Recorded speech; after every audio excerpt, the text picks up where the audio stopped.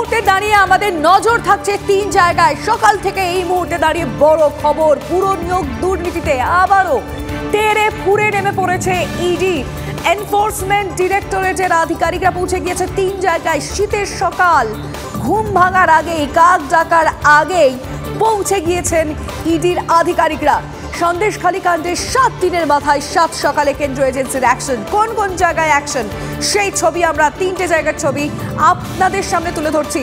তাপস রায়ের বাড়িতে, বড়নগরের বিধায়ক তাপস রায়ের বউবাজারের বাড়িতে পৌঁছে গিয়েছে এই মুহূর্তে ইডি টিম, আর সঙ্গে রয়েছে কেন্দ্রীয় বাহিনী আমরা দেখতে পাচ্ছি। তার পাশাপাশি বিরাটিতে তৃণমূল কাউন্সিলর, তার বাড়িতে পৌঁছে গিয়েছে সুবোধ চক্রবর্তীর বাড়িতে এই মুহূর্তে ইডি টিম রয়েছে। আর অবশ্যই লেক টাউনে নজর রয়েছে মন্ত্রী সুজিত বসু, তার বাড়িতে এই মুহূর্তে রয়েছে ইডি টিম। এবং আমরা দেখছি পুলিশ ফোর্স কিন্তু লেক টাউনে চোখে পড়ার মতো।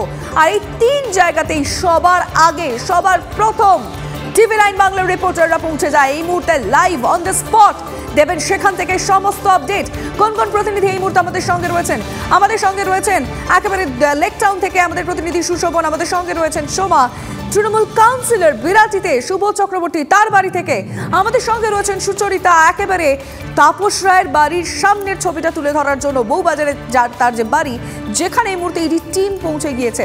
আমি আগে সুশোভনের কাছে যেতে চাইবো, লেক টাউনে এই মুহূর্তে কি চলছে সুশোভন? একটু আগে দেখলাম পুলিশ ফোর্স বাড়ানো হয়েছে সেখানে, যদিও তারা কথা বলতে রাজি নয়, তারা বলছেন না যে কি হচ্ছে সেখানে, সুজিত বসু বাড়ির মধ্যে রয়েছেন কি না, এই বিষয়গুলো নিয়ে তারা মুখ খুলতে রাজি নয়। ছবিটা প্লিজ। দেখো, ছবিটার একটুও বদল হয়নি, তুমি দেখতে পাচ্ছ। তোমাকে কিছুক্ষণ আগে যে পুলিশের সংখ্যাটা বলছিলাম, তুমি এখন দেখতে পাবে যে পুলিশের সংখ্যা যেমন বাড়ানো হয়েছে, অন্যদিকে কেন্দ্রীয় বাহিনী কিছুক্ষণ আগে ঠিক এই জায়গাটায় কেন্দ্রীয় বাহিনী ঠিক এরমভাবে দাঁড়িয়েছিল। এবং সময়ের সঙ্গে সঙ্গে ছবির যেমন বদল হচ্ছে, ঠিক তুমি বুঝতে পারছো যে একদিকে কেন্দ্রীয় বাহিনীর যারা জওয়ানরা তারা কিন্তু পরপর দাঁড়িয়ে রয়েছেন, অন্যদিকে কিন্তু পুলিশের যারা রয়েছেন তারা কিন্তু পরপর দাঁড়িয়ে রয়েছেন। এবং এই যে বাড়ি, এই বাড়ির মধ্যে কিন্তু ইডি আধিকারিকরা তারা যেমন রয়েছেন, এবং বাড়ির বাইরে একেবারে কেন্দ্রীয় বাহিনী জওয়ানরা দাঁড়িয়ে রয়েছেন। ঠিক বাড়ির পিছন দিকেও তোমার কিছুক্ষণ আগে দেখাচ্ছিলাম, বাড়ির পিছন দিকেও কিন্তু সেখানে দাঁড়িয়ে রয়েছে কেন্দ্রীয় বাহিনীর জওয়ানরা। এবং যেটা খুব গুরুত্বপূর্ণ যে আজকে সকালবেলা আমরা দেখি ঠিক 6:45 নাগাদ ইডির আধিকারিকরা আসেন এবং তারা প্রথমে ঢুকতে চান এবং তারা কেন এসছেন, কোত্থেকে এসছেন, কী কারণে এসছেন, অর্থাৎ একাধিক বিষয় তার থেকে জানা হয় 15 মিনিট পর, অর্থাৎ যখন ঘড়ির কাঁটায় 7টা বাজে ঠিক সেই সময় কিন্তু তাদের প্রবেশের অনুমতি দেওয়া হয়। এবং ঠিক তুমি যে বাড়ি দেখলে, সেই বাড়ি থেকে ঢিল ছোড়া দূরত্বে আরও একটি বাড়ি রয়েছে। এবং তারপর এই যে বাড়ি, এই বাড়িতে একেবারে কিন্তু ইতিমধ্যেই তুমি দেখতে পাচ্ছ, তোমাকে একটা বাড়ির বাইরের দিকে দেখলাম প্রচুর কেন্দ্রীয় বাহিনী পুলিশ যেমন মোতায়েন রয়েছে, এই বাড়ির কিন্তু একেবারে ভেতর দিকেও কিন্তু দেখা যাচ্ছে যে কেন্দ্রীয় বাহিনীর যারা জওয়ান রয়েছেন তারা কিন্তু একেবারে বাড়ির ভেতর দিকে পর্যন্ত রয়েছেন। অর্থাৎ যে অভিযান, সেই অভিযান কিন্তু ইতিমধ্যেই শুরু হয়েছে। প্রায় 2 ঘন্টা হতে চললো এই অভিযান।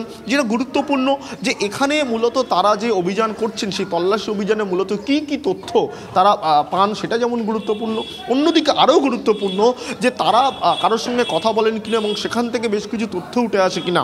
তার কারণ ঠিক দেখা যাচ্ছে যে এর আগে যখন তারা এই পুরনিয়োগ দুর্নীতির বিভিন্ন তদন্ত করেন, তখন কিন্তু একাধিকবার বিভিন্ন লোককে জিজ্ঞাসাবাদ করা হয়েছে, একাধিক তথ্য তাদের কাছে এসছে, অন্যদিকে বেশ কিছু বলা যায় যে নথি তাদের কাছে এসছে।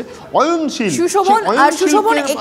সহযোগিতা খুব গুরুত্বপূর্ণ একটা বিষয়। এর আগে আমরা দেখেছি যাদেরকে অ্যারেস্ট করা হয়েছে, বারংবার যে কারণ সামনে রাখা হয়েছিল তদন্তে অসহযোগিতা। আমরা জানি এর আগে ইডি সূত্রে যে খবর আমাদের কাছে ছিল, তাকে নোটিশ পাঠানো হয়েছিল, অবশ্যই সুজিত বসুর ক্ষেত্রে আমরা বলছি, কিন্তু সুজিত বসু তখন বলেছিলেন যে না, আমি কোনো নোটিশ পাইনি। তাকে নোটিশ পাঠানো হয়েছিল, তিনি বলেছিলেন তিনি কোনো নোটিশ পাননি। সেই নিয়ে কোনো বিষয় কি সামনে আসতে পারে যে তাকে ডাকা হয়েছিল, কিন্তু তিনি কতটা সহযোগিতা করেছেন সেই বিষয়গুলো? দেখো, তিনি তখন একবারে সাংবাদিকদের সামনাসামনি তিনি সাংবাদিক সম্মেলন করে তিনি বলেছিলেন তিনি কোনো নোটিশ পাইনি, তিনি কোনো নোটিশ পাননি। সুতরাং সেই জায়গায় দাঁড়িয়ে তারপরে আজকের এই অভিযান তা কিন্তু যথেষ্টই তাৎপর্যপূর্ণ। এবং তারপর এখানে যে ইডির অফিসাররা এসছেন, মূলত তাদের একেবারে যে অভিযান তার যথেষ্ট গুরুত্ব রয়েছে। এবং তোমাকে আমি যে কথা বলছিলাম যে বেশ কিছু নথি যেমন গুরুত্বপূর্ণ, এবং এইখান থেকে কি কি তথ্য পাওয়া গেল সেটা কিন্তু আরও গুরুত্বপূর্ণ। এবং এর আগে যে কথা কথা উঠেছিল যে একদিকে সুজিত বসুকে ডাকা হয়েছে, কিন্তু তিনি বলেছিলেন, অস্বীকার করেছেন যে তিনি কোনো নোটিশ পায়নি।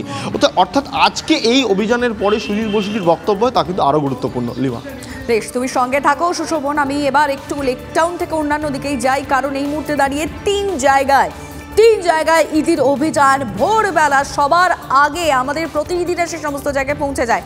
চলুন বউবাজারে যাই। আমাদের প্রতিনিধি সুচরিতা রয়েছে। তৃণমূল বিধায়ক, বড়নগরের বিধায়ক তাপস রায়, তার বউবাজারের যে বাড়ি, সেখানে এই মুহূর্তে ইডির টিম পৌঁছেছে।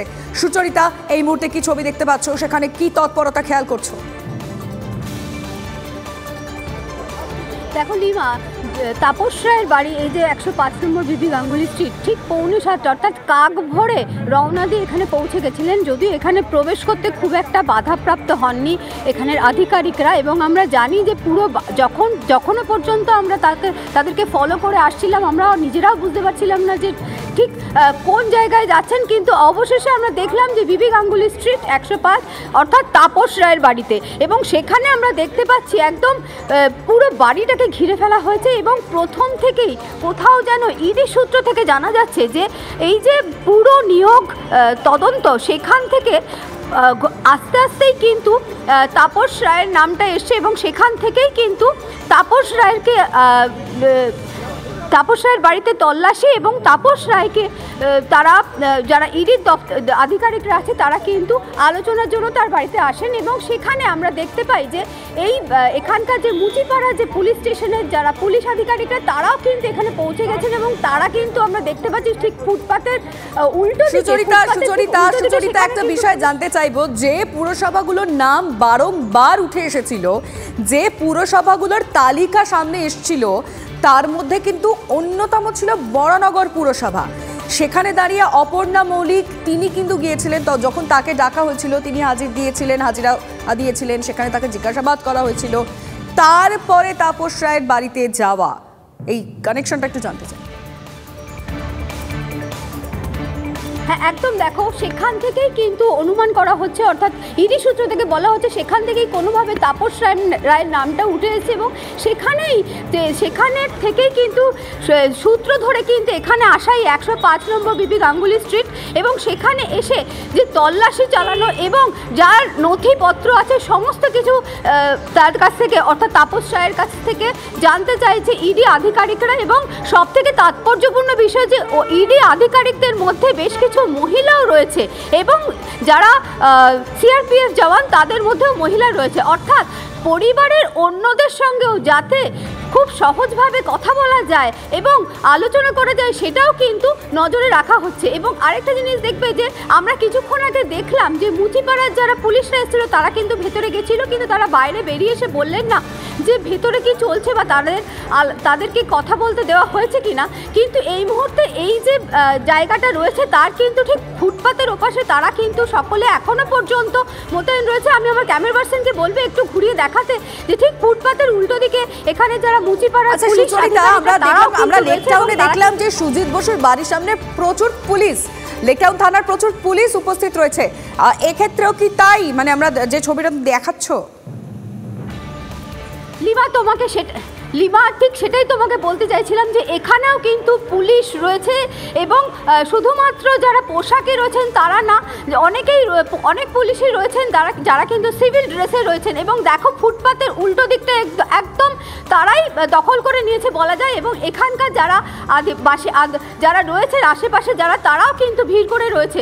সব মিলিয়ে কিন্তু একটা জিনিস লক্ষ্য করার মতো যে তাপস রায়ের বাড়িতে যে আলোচনা হচ্ছে সেটা তো ভেতরে হচ্ছে, কিন্তু তার বাইরে আমরা দেখতে পাচ্ছি একটা ভিড় জমা রয়েছে, এবং সেই কারণেই কিন্তু আমরা দেখলাম যারা সিআরপিএফ জওয়ান তারা কিন্তু তাদের প্রোটেক্টিভ শিল্ড এবং তার সঙ্গে সঙ্গে যে লাঠি সেটা নিয়ে রয়েছে। এবং একেবারে বুঝতে পারছি সুচরিতা, তুমি সঙ্গে থাকো, ছবিটা দেখাতে থাকো। আমরা অবশ্যই লাইভ সমস্ত ছবি আমরা আমাদের দর্শকদেরকে দেখাবো।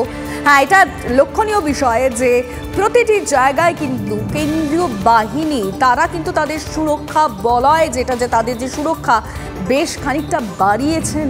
সন্দেশখালির এফেক্ট কি, অবশ্যই সেই নিয়ে আলোচনা তো হতেই থাকবে।